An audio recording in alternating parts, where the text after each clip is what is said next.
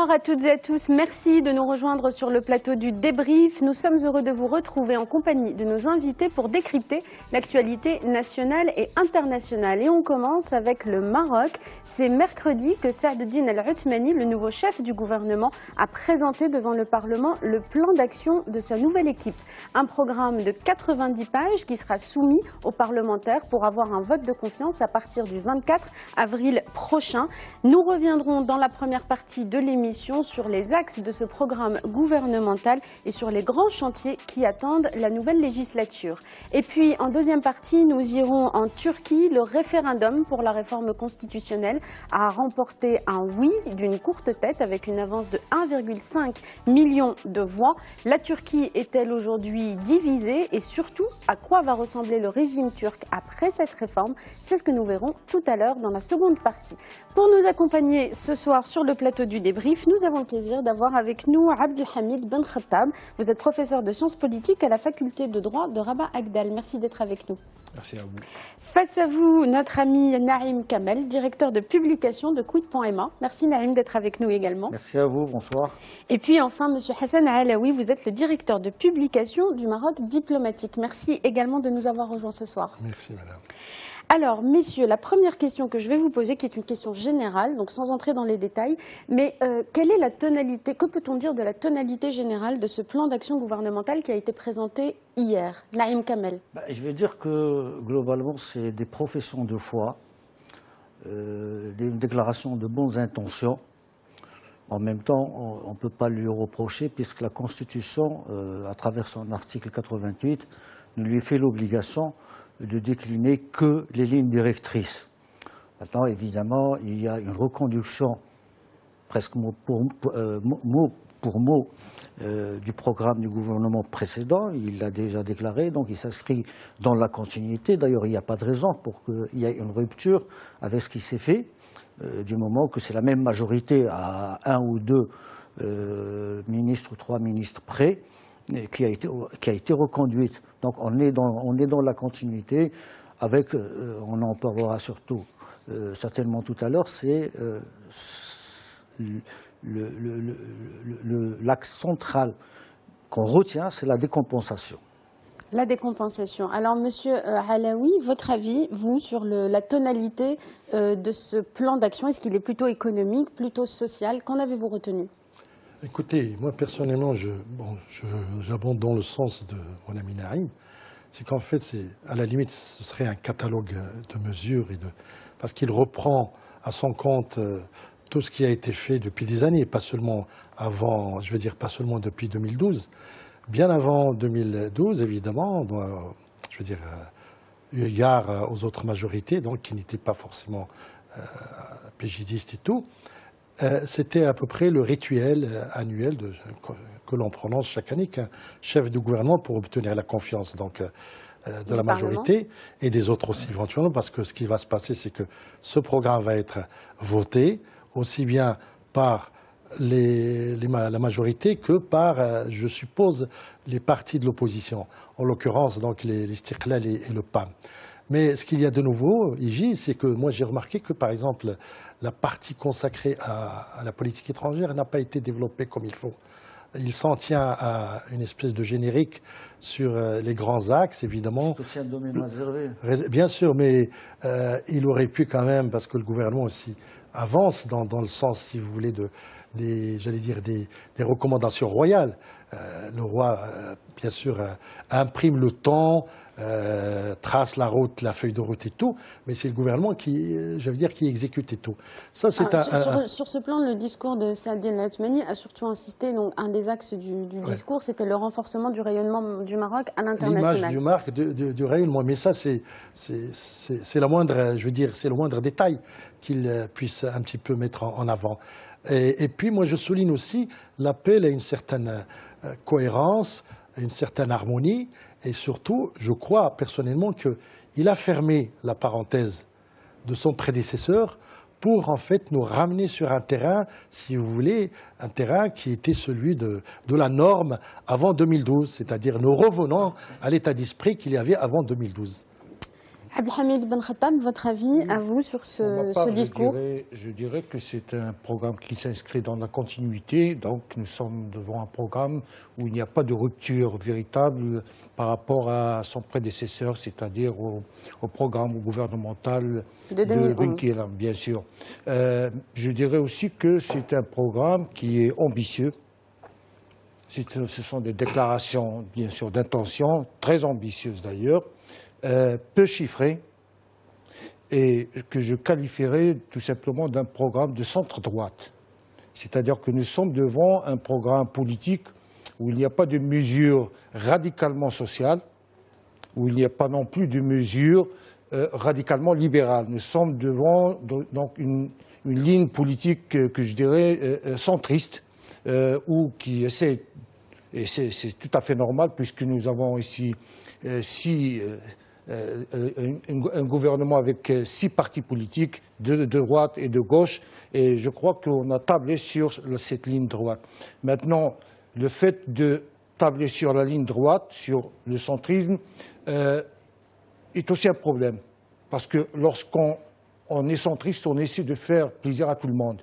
Et en faisant plaisir à tout le monde, les mesures qui devraient être prises ne sont jamais prises, elles sont toujours retardées à une échéance ultérieure. Ça fait des demi-mesures. Voilà. Alors, Naïm Kamal, vous avez dit tout à l'heure, enfin vous avez été plusieurs à le dire, qu'on s'inscrit dans la continuité du programme de l'équipe de l'ancienne législature. Est-ce que néanmoins on peut penser qu'on va tenir compte des échecs du bilan du gouvernement, des gouvernements de Abdelallah Ben Kiran pour aller plus avant dans les réformes qui étaient annoncées? Il faut l'espérer, il faut espérer qu'au moins on termine toute la nomenclature des lois organiques. Qui sont inscrits dans Saadine Othmani a insisté d'ailleurs là-dessus pour mettre en œuvre ces lois organiques. La Constitution leur faisait l'obligation que ça soit terminé dans une législature. Ils ont dépassé et on est en train de reconduire. Donc, il n'en reste pas beaucoup, mais il faudrait y aller. Il faudrait y aller en même temps. Alors, on rappelle juste les thèmes de ces lois organiques qui sont importantes. C'est sur la grève, l'instance de la parité et de lutte contre toutes les formes de discrimination, et puis également sur l'accès à l'information. Oui, mais vous savez, je suis désolé, mais ce sont des thématiques qui sont là depuis 40 ans. Elles ne sont pas nouvelles. Donc moi, quand je les entends, comme de la même manière que j'entends la réforme de la justice, la réforme de l'administration, la réforme de l'enseignement, la réforme de la santé, tout ça, c'est des termes récurrents et sur lesquels on n'a pas vraiment une réelle prise ou l'absence peut-être d'une réelle volonté ou alors l'incapacité de pouvoir réformer ce secteur.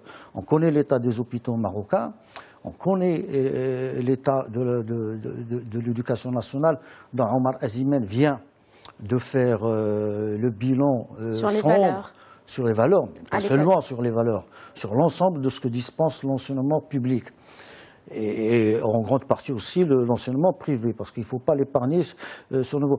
On connaît les problèmes de l'administration, la bureaucratie, l'absence de guichet unique dans plusieurs secteurs. Il y a des efforts, ça fait partie aussi il y a des efforts qui se font dans des secteurs. Mais là, c'est-à-dire, je ne sens pas vraiment la rupture, je ne la sens pas, elle n'existe pas.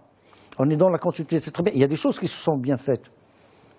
Il y a par exemple des choses qui sont bien chiffrées quand on parle de l'autoroute Agadir-Laayoune, on dit 550 km avec un échéancier, mais ça on sait comment ça se passe. C'est pas vraiment, si le gouvernement est dans l'exécution, c'est pas lui qui a la main sur ces dossiers-là. Et c'est là où il n'a pas la main que ça fonctionne malheureusement pour eux. Donc, et heureusement pour nous, pour que ça ne soit pas mal interprété. Alors, il y a une partie importante du discours, vous avez évoqué notamment l'administration. Dans le cadre du renforcement du choix démocratique, Saadine Othmani a beaucoup insisté là-dessus. Un certain nombre de mesures qui ont été annoncées pour améliorer l'administration. Et ça s'inscrit dans le discours du roi Mohamed VI lors de l'ouverture parlementaire d'octobre. Peut-être quelque chose, une bonne tonalité, c'est celle de la reprise du dialogue social.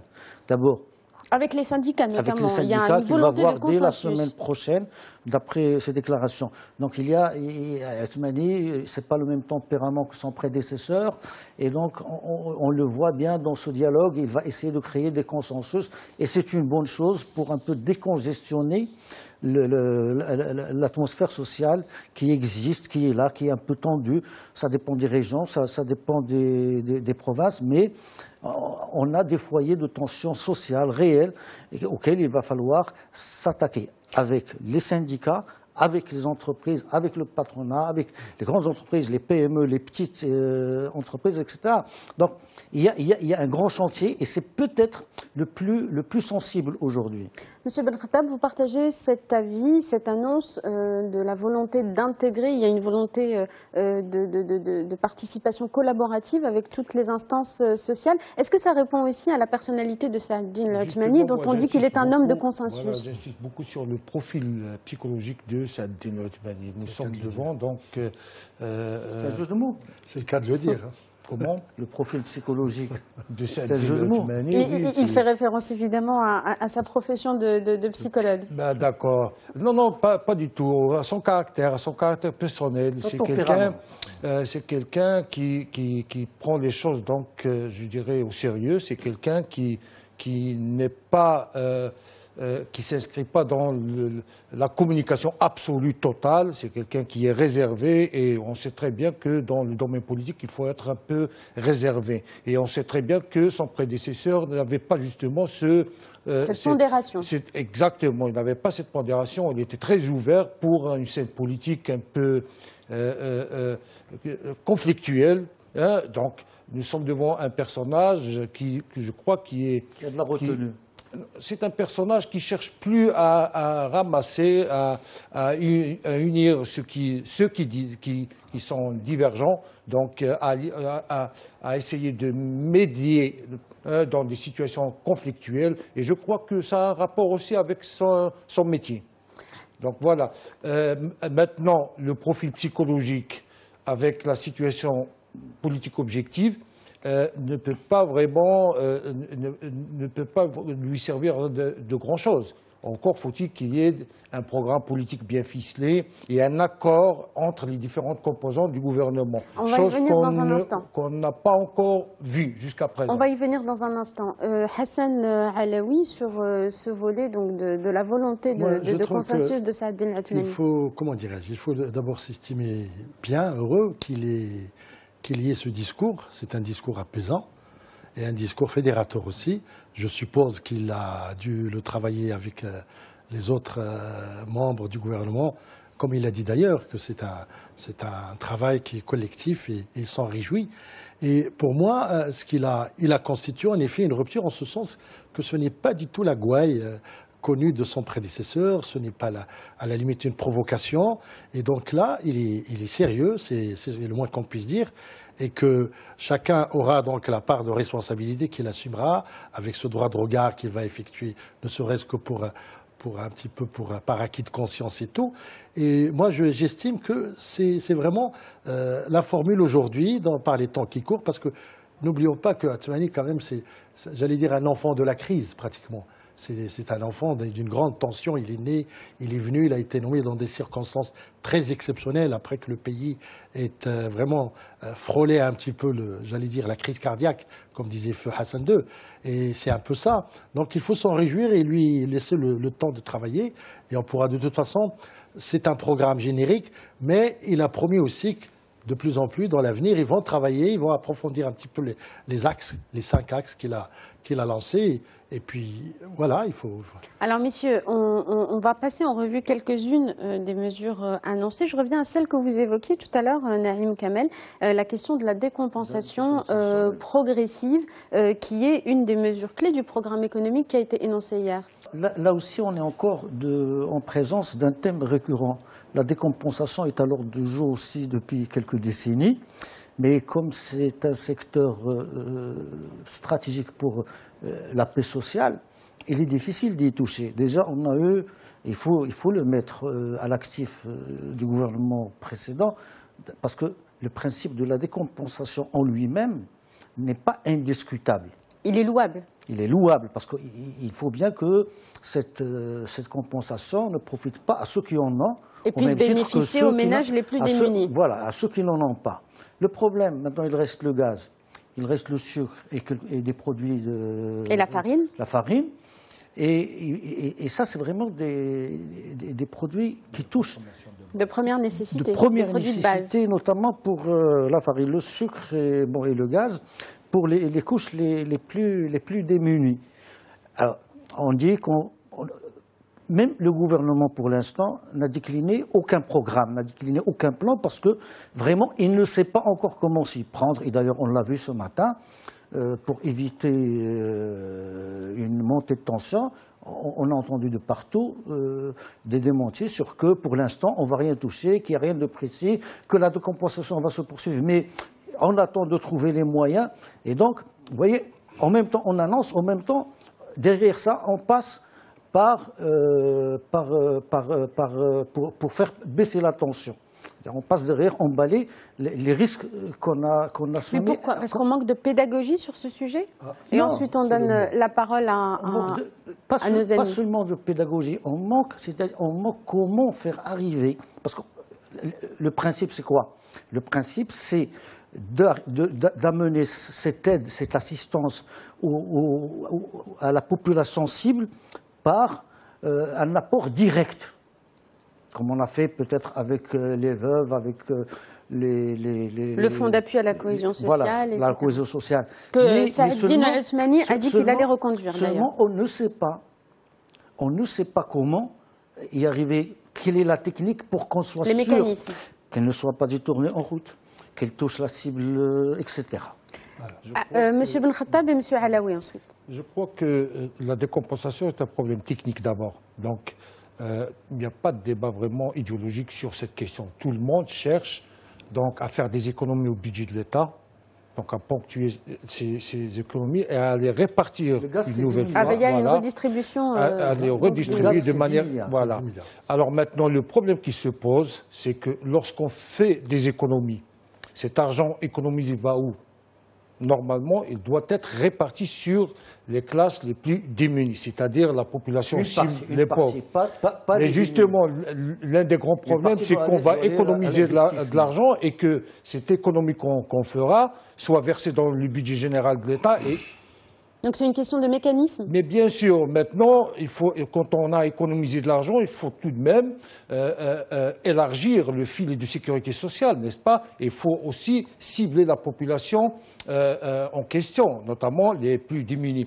Et alors, pour cibler cette population la plus démunie, c'est une question très très compliquée, parce qu'il va falloir toute une logistique, tout un travail administratif, bureaucratique, tout un travail de recensement, un travail d'accompagnement, de suivi, et c'est quelque chose, un travail je dirais, de catégorisation de ces gens-là. Et c'est un travail qui n'est pas du jour au lendemain, qu'on ne pourra pas faire d'ici 3 ou 4 ans. C'est un travail qui se fera dans la durée.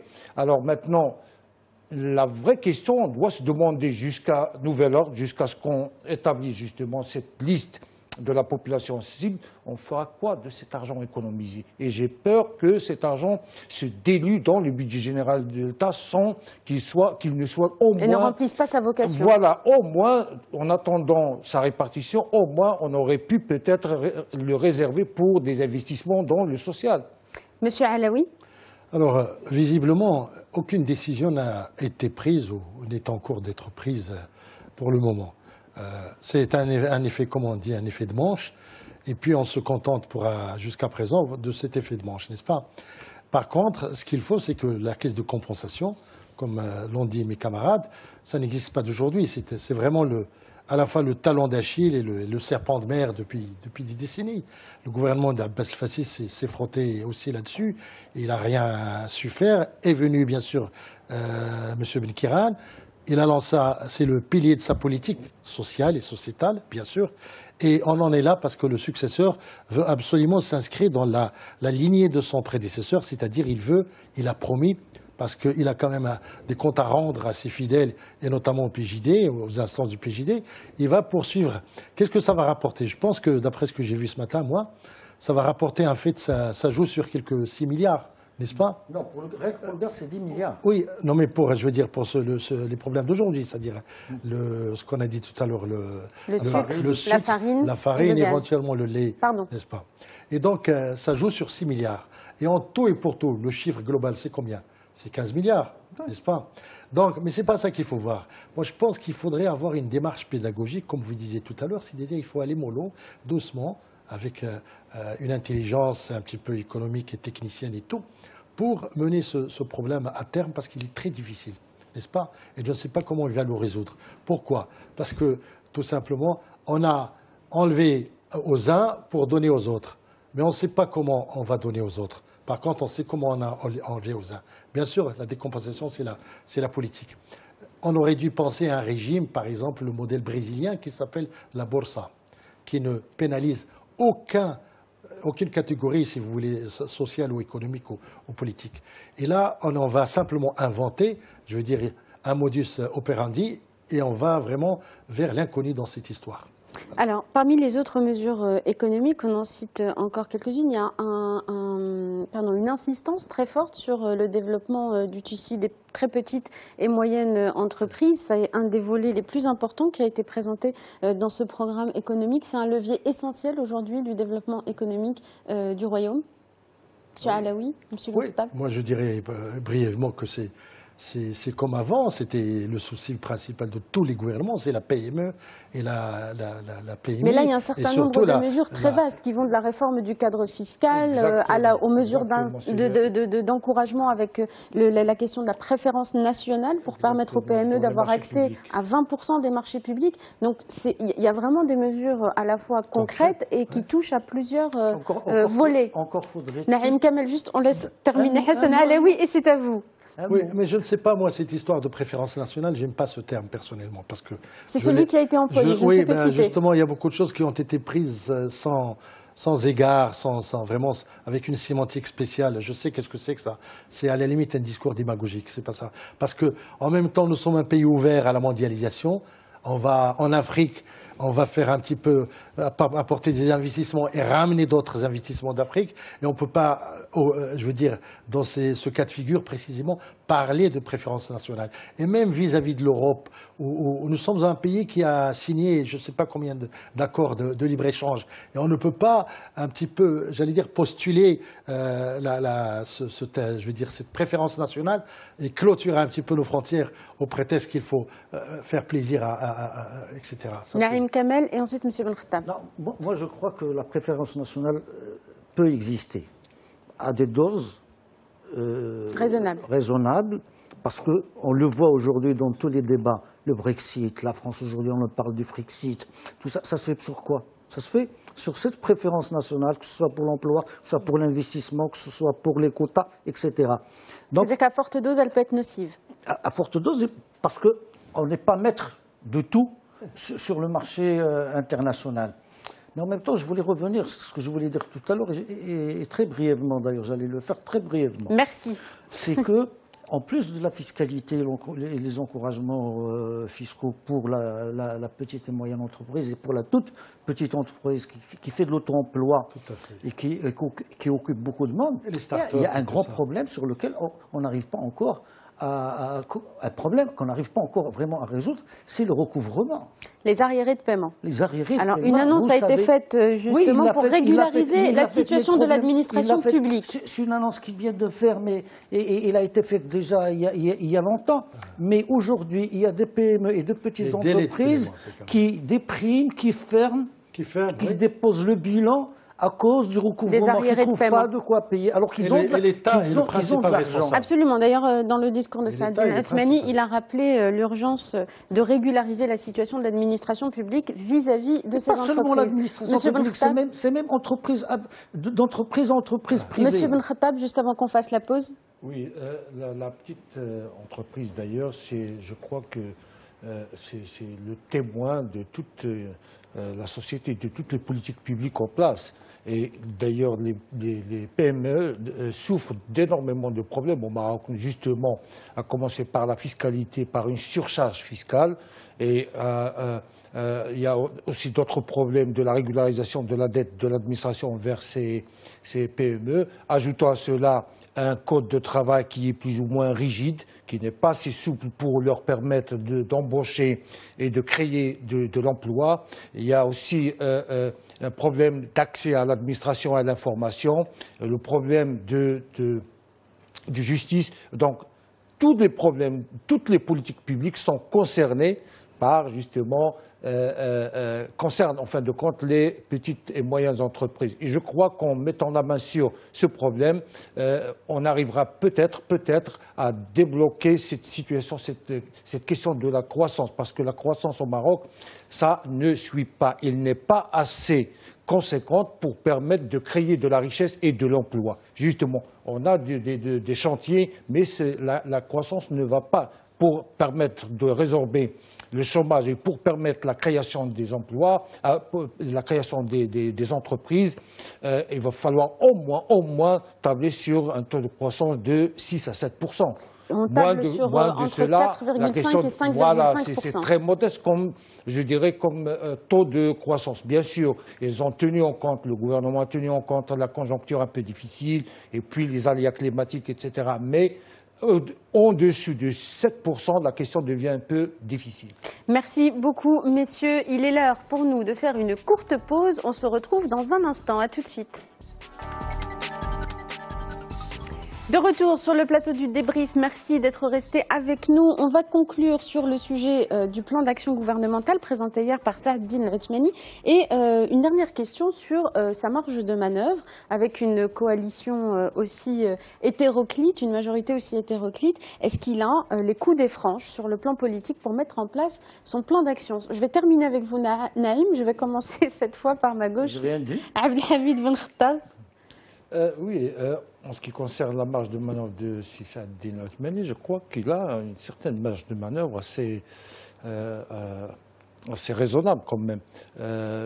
Bon, maintenant, il faut composer avec je dirais une majorité qui n'est pas homogène, hétéroclite, et les problèmes personnels entre les partis politiques, les frictions entre les leaders des partis politiques. Et puis son propre camp qui l'attend au tournant. Et puis il est ligoté aussi par son propre clan. Il n'a pas la main libre.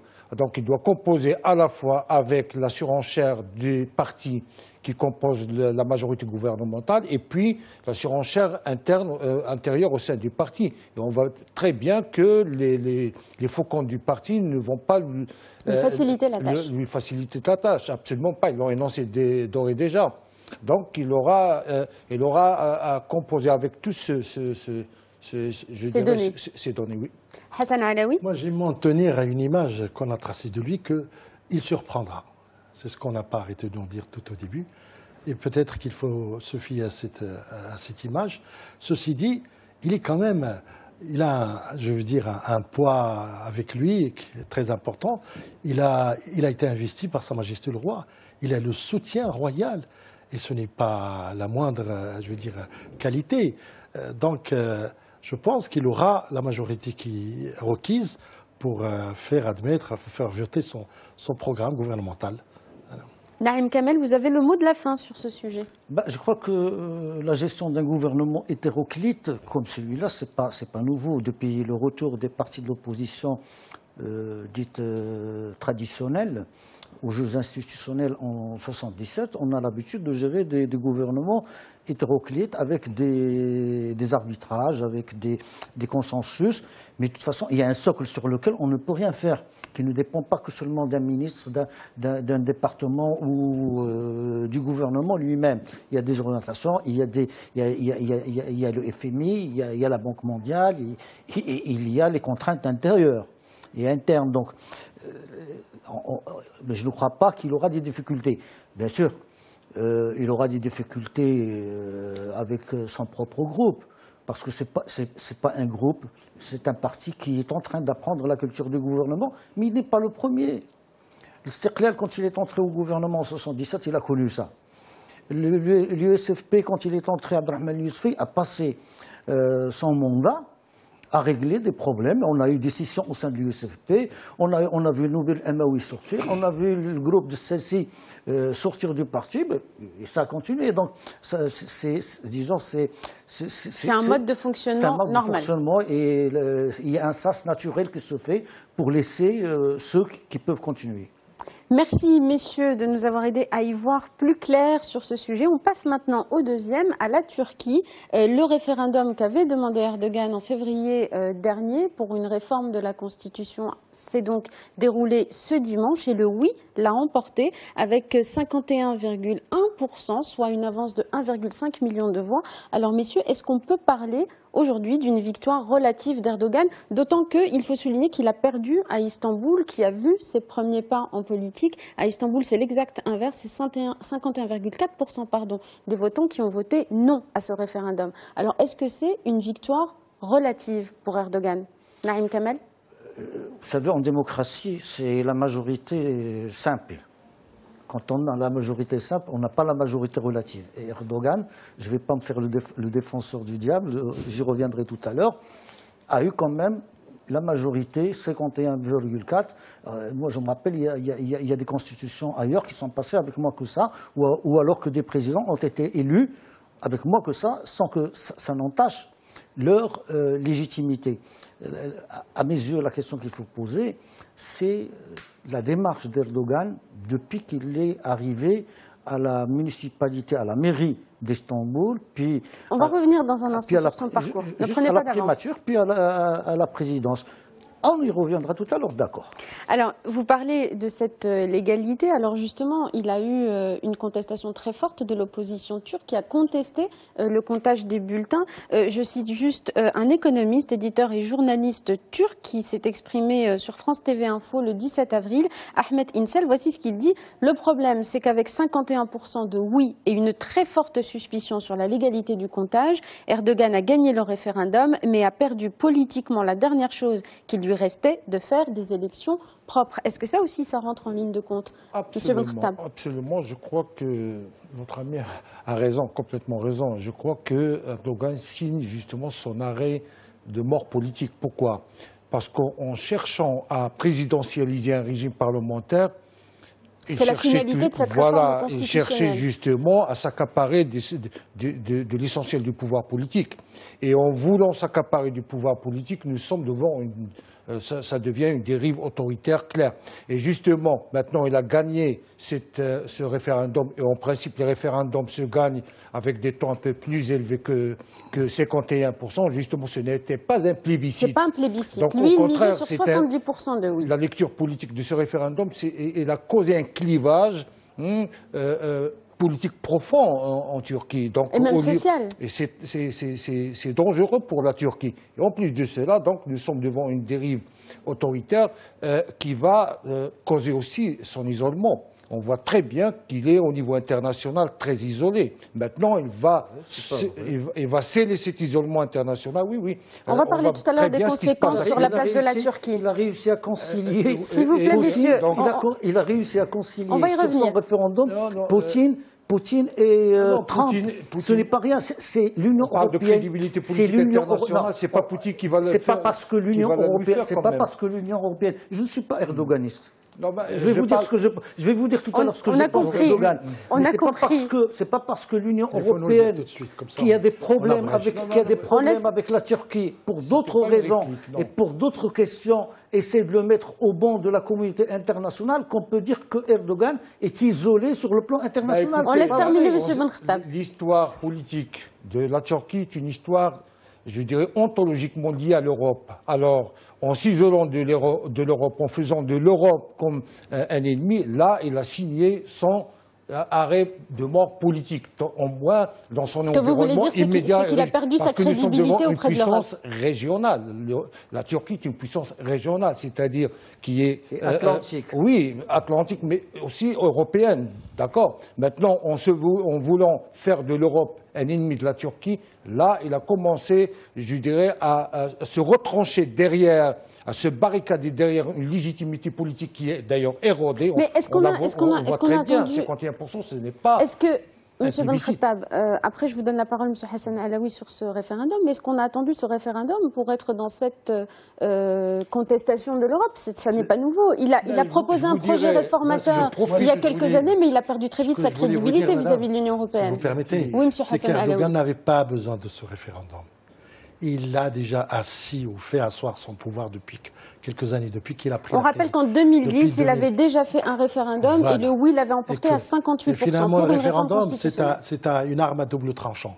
Comme d'ailleurs vous l'avez dit, c'est ça. On ne se fie jamais à un référendum. De Gaulle jouait sur le référendum, finalement, il a tout perdu. Il est parti comme un tristement, n'est-ce pas? Et d'autres, et Giscard et tout et tout. Donc, notre ami Erdogan n'a pas besoin de référendum, finalement. Il a tous les pouvoirs qu'il voulait. Simplement, il s'est heurté un petit peu à une opposition radicalisée, à un putsch le 15 juillet dernier. Est-ce que le putsch a été déterminant dans cette volonté de renforcer le régime? Oui, bien sûr.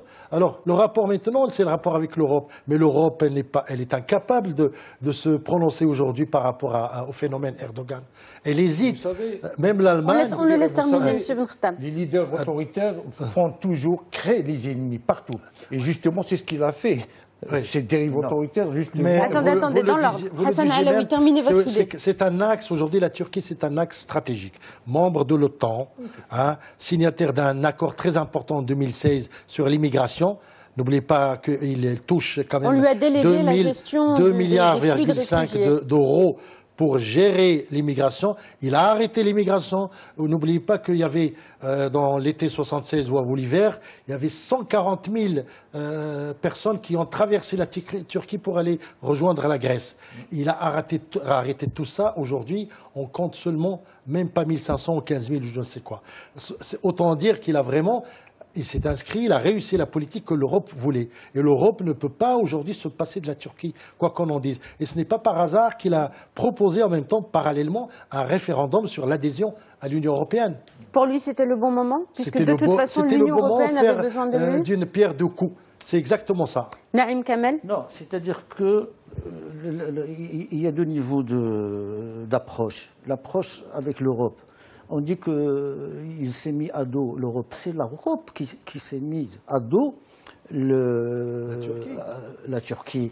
Il ne faut pas oublier que le processus d'intégration, d'adhésion, de discussion sur l'intégration de la Turquie à l'Union européenne traîne depuis 20 ans et qu'on le mène en bateau. On le mène en bateau, c'est-à-dire qu'on va en faire... et il y a tout un débat. L'Europe chrétienne, de culture chrétienne, est réticente à faire intégrer, alors que les Américains, un pays de culture musulmane. Et les Américains, Obama l'avait dit clairement qu'il fallait intégrer, puisqu'il est dans l'Alliance Atlantique, il fallait essayer de l'intégrer.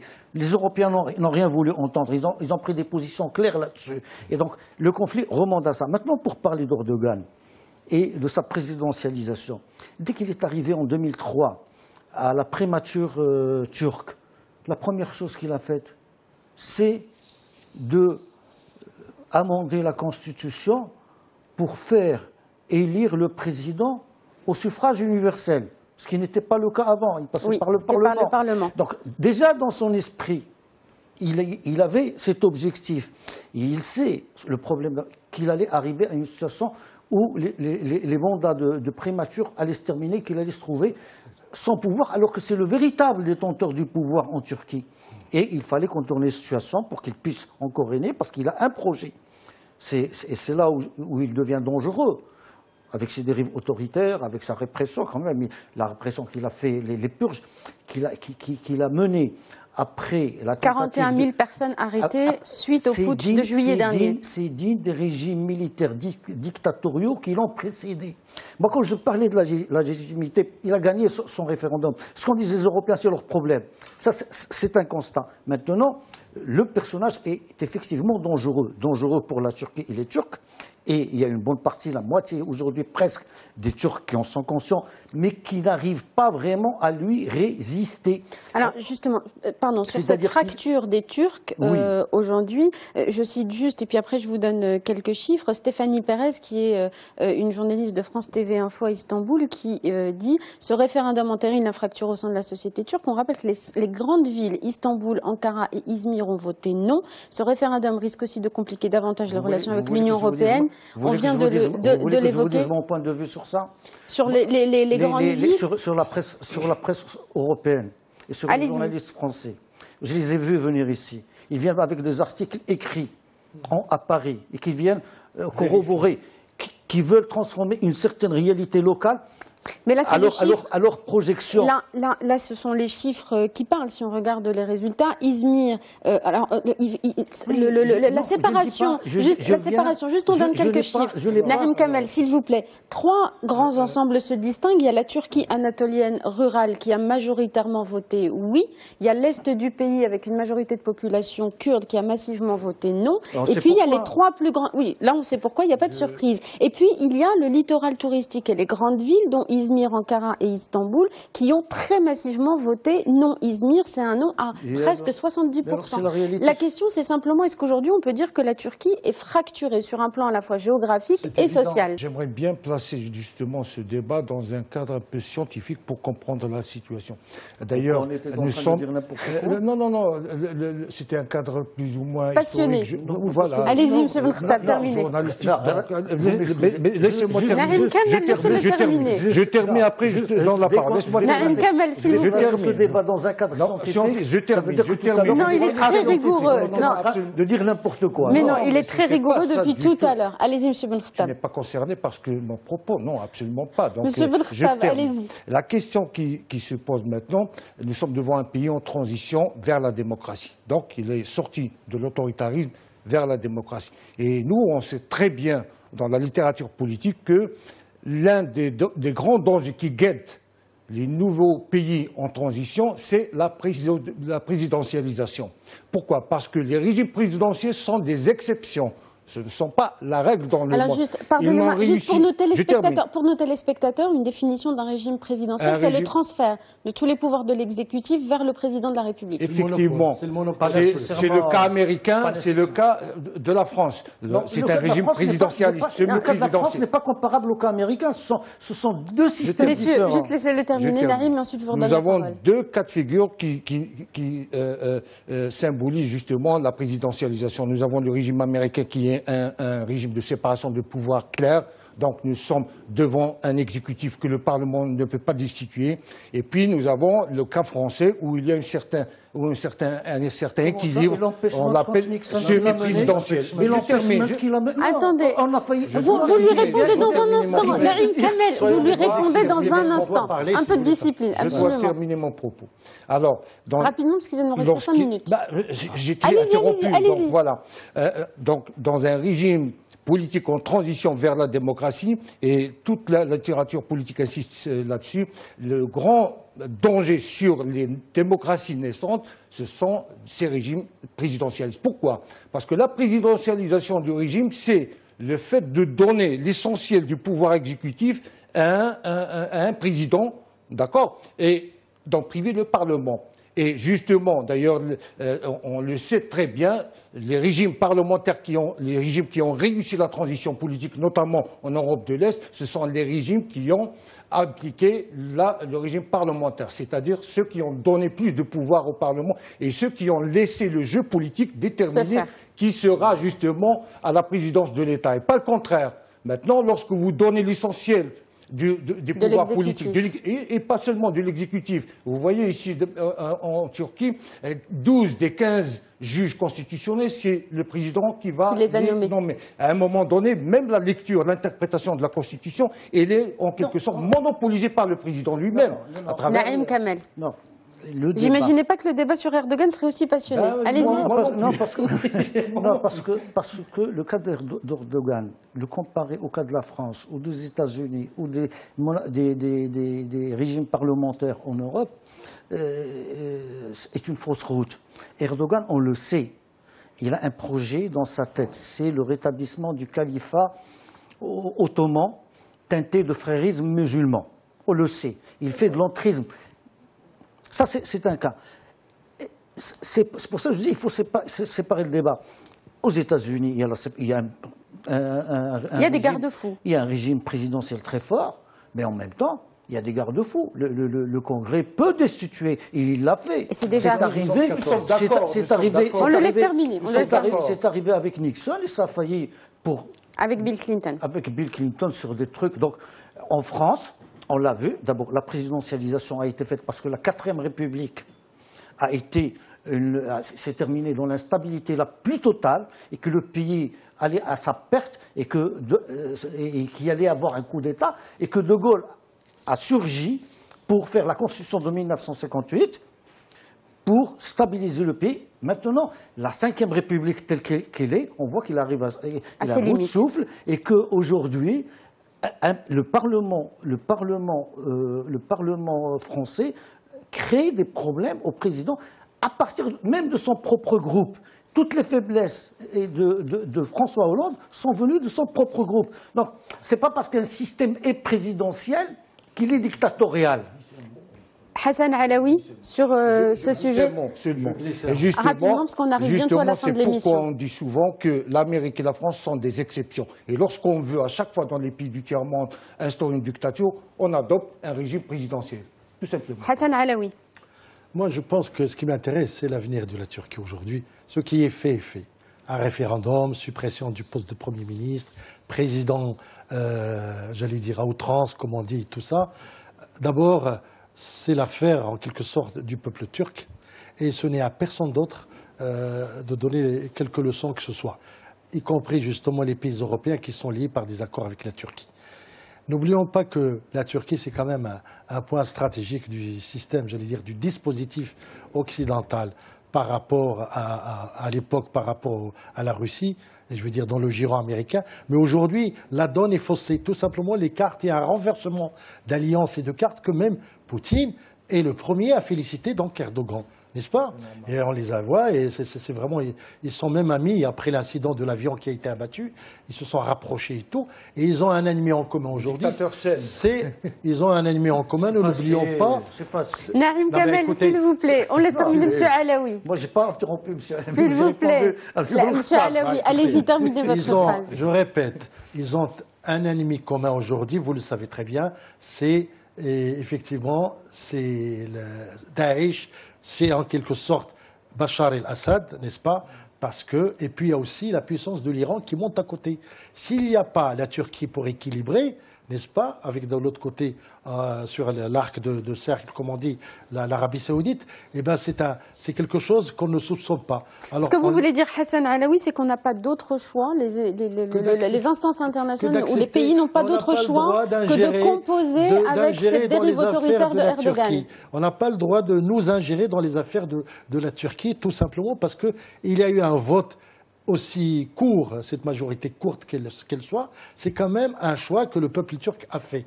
Maintenant, il faut attendre. La contestation, elle est là. La haute autorité, je veux dire électorale, a confirmé, a tranché. Oui, le recours de l'opposition a été rejeté ce mercredi. Tout à fait, aujourd'hui. Donc c'est une évolution un petit peu à la fois normale et étrange qui se passe.